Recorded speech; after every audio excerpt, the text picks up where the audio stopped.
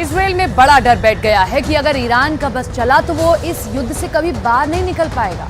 Iran ने अब एक ऐसी बड़ी तैयारी कर ली है जिसके आगे इजराइल और अमेरिका दोनों की फौज बुरी तरह हार सकती है। इजराइल में इसे ईरान का छुपा हुआ हमला कहा जा रहा है।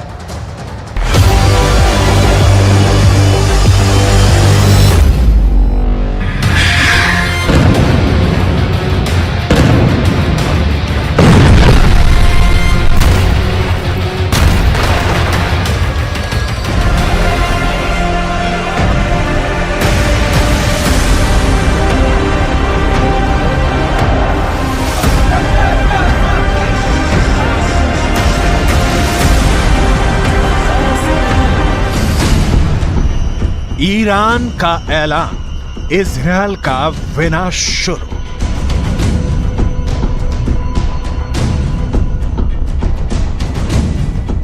गाजा में भयंकर नरसंहार का बदला अब ईरान लेगा।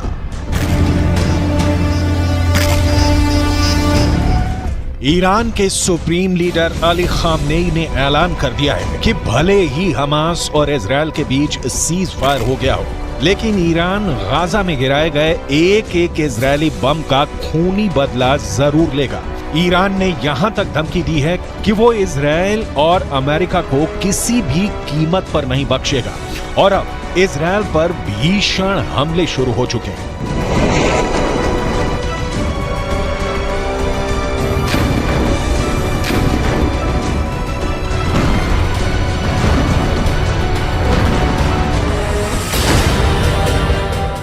गाजा में एक एक बम का बदला लेगा ईरान।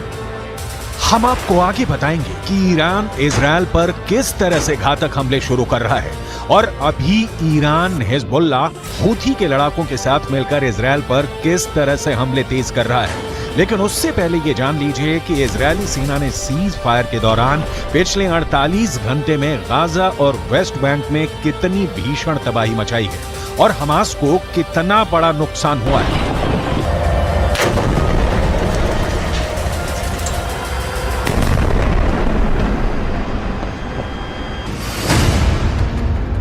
इजरायल सुरक्षा बलों यानी आईडीएफ ने दावा किया है कि पिछले 24 घंटे में हमास के नौसेना बल के कमांडर को उसने मार डाला है।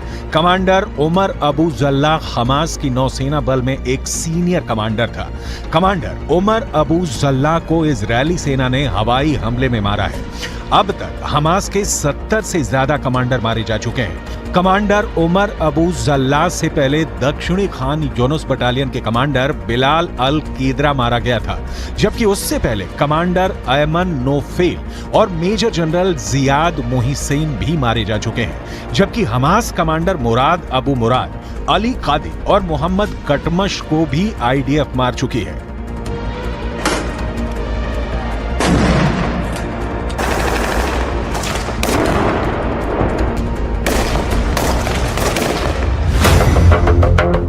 इजरायल को नहीं बचा पाएगा सीज फायर। अब सवाल उठता है कि आखिर इजरायल के सामने ऐसी क्या मजबूरी हुई कि उसे हमास के साथ 4 दिन का सीज फायर करना पड़ा। ईरानी सेना के दावों के मुताबिक गाजा सिटी में इजरायली सेना को भी भारी नुकसान हुआ है। ईरान का यहां तक दावा है कि भले इजरायल अपने 70 सैनिकों के मरने का दावा करे, लेकिन हकीकत में इजरायल के 10 से 20 गुना सैनिक गाजा सिटी में सीधी जंग में मारे जा चुके हैं। इसीलिए ईरान के सुप्रीम लीडर अली खामनेई 4 दिन के सीज फायर शुरू होने के साथ ही ऐलान कर दिया था कि गाजा में गिराए गए एक एक इजरायली बम का बदला लिया जाएगा। इसी को लेकर ईरान की राजधानी तेहरान में ईरान सैनिक और लड़ाकों ने जबरदस्त प्रदर्शन किया है, जिसमें इजरायल को नक्शे से मिटाने की कस्में खाई गई हैं। तेहरान में हुए प्रदर्शन की तस्वीरों में साफ देखा जा सकता है कि जबरदस्त नारों के बीच इजरायल को मिटाने की कस्में खाई जा रही हैं।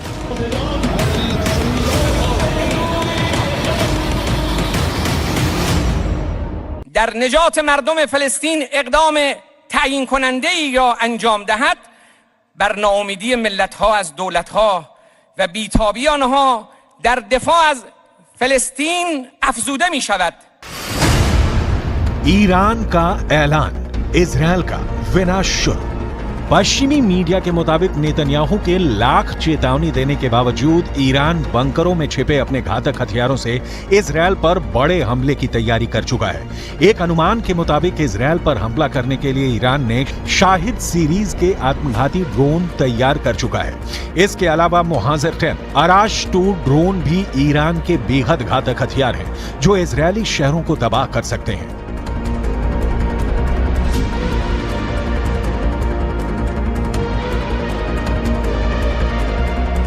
همه مردم آماده هستند برای مقابله با اسرائیل، برای اینکه فاتحه اسرائیل رو یک بار برای همیشه بخوانند.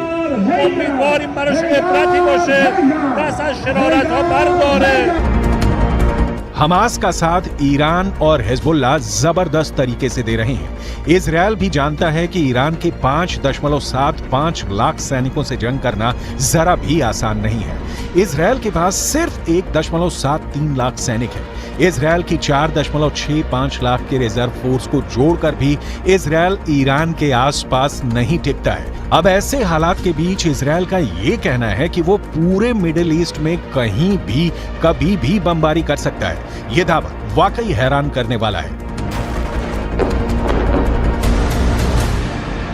כך חנה קציר היקרה, ששבה היום הביתה, לאחר שארגוני הטרור טענו שהרגו אותה לפני מספר ימים. לכן, יש להסתמך על דיווחים של גורמים רשמיים בלבד. בעזה, בשעות הבוקר, כוחות צה"ל נערכו בקווי ההפוגה בשטח רצועת עזה. המפקדים תודרכו והכינו את הכוחות להתנהלות במהלך ההפוגה. ביטחון הלוחמים שלנו लेकिन ये भी सच है कि गाजा पट्टी को 60% तक इजरायल तबाह कर चुका है। इधर 1.5 महीने से ज्यादा की जंग में लगभग 15,000 से ज्यादा लोग गाजा में मारे जा चुके हैं। लगभग 3,000 लोग अभी भी कब्रिस्तान बन चुके उत्तरी गाजा की इमारतों में दफन हैं। लगभग 50 दिन की जंग में इजरायली वायुसेना ने 35,000 से ज्यादा बम उत्तरी गाजा, दक्षिणी गाजा और वेस्ट बैंक पर बरसाए हैं। 70 से ज्यादा हमास के कमांडर मारे जा चुके हैं। इजरायली फोर्स ने हमास के इस्लामिक जिहाद परिषद के मुख्यालय, कमांड सेंटर, सैन्य परिसर, दर्जनों launcher pad, anti tank post और वॉच टावर को मलबे में बदल दिया। इस दौरान फिलिस्तीनी इस्लामिक जिहाद आतंकवादी संगठन के सैन्य मुख्यालय को भी नष्ट कर दिया गया। इसके अलावा आईडीएफ ने हमास के कई बुनियादी ढांचे को भी बर्बाद कर दिया। इधर हमास के टॉप कमांडर इस्माइल हानिया ईरान के साथ मिलकर इजरायल से लंबे युद्ध की जबरदस्त तैयारी कर रहे हैं। जरा इन तस्वीरों को देखिए। हमास के नेता और टॉप कमांडर इस्माइल हानिया ईरान के विदेश मंत्री हुसैन अमीर अब्दुल्लाहियान के बीच एक जबरदस्त मीटिंग हो चुकी है। दावा किया जा रहा है कि कतर की राजधानी दोहा में हुई इस मीटिंग में ईरान ने हमास की लीडरशिप को साफ कर दिया है कि ईरान इजरायल के खिलाफ जंग में उतर चुका है। अब ईरान की बेतहाशा सैन्य ताकत हमास की ताकत बन गई है।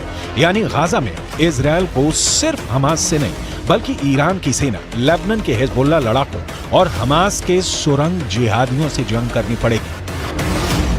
אני כבר רואה את האזרחים של עזה הולכים עם דגלים לבנים לאורך החוף ונעים דרומה.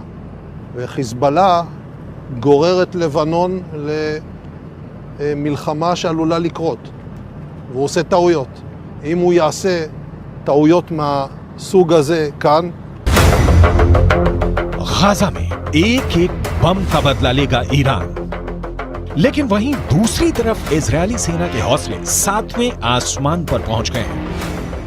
जरा देखिए कैसे। इजरायल की एयरफोर्स के चीफ मेजर जनरल टोमेर बार ने एक टीवी चैनल पर ऐलान किया कि जरूरत पड़ने पर पूरे मिडिल ईस्ट में कहीं भी बम गिराए जा सकते हैं। इजरायली वायुसेना प्रमुख की ओर से आए इस बयान को खास तौर से ईरान और हिजबुल्लाह के लिए चेतावनी की तरह देखा जा रहा है। इजरायल की वायुसेना चीफ ने कहा है कि हम हमास पर चौतरफा हमले कर रहे हैं, उसको जमीन पर और जमीन के नीचे मार रहे हैं। हमारे जवानों ने हजारों आतंकवादियों और उनके ठिकानों पर हमला किया है। हमने हमास को खत्म करने की कसम खाई है और हम उनको चुन चुन कर खत्म करेंगे। हमास के किसी भी ठिकाने और मददगार को नहीं छोड़ा जाएगा।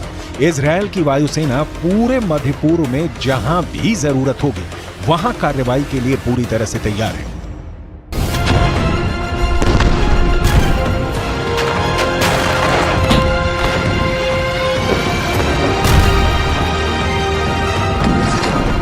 אנחנו חודש כבר במלחמה, פוגעים מאוד מאוד קשה בחמאס, פוגעים בהנהגה של חמאס, פוגעים במפקדים, פוגעים במחבלים, הורסים לחמאס את התשתיות בעזה, ואנחנו גם כל הזמן במוכנות לאזורים אחרים. הבסיס הזה יודע להגיע. हमास की मौजूदा सैन्य क्षमता को देखें तो उसके पास ज्यादातर ईरान के दिए हथियार हैं। इजरायल पर मौजूदा हमले में फज्र 3 और फज्र 5 रॉकेट का इस्तेमाल किया जा रहा है।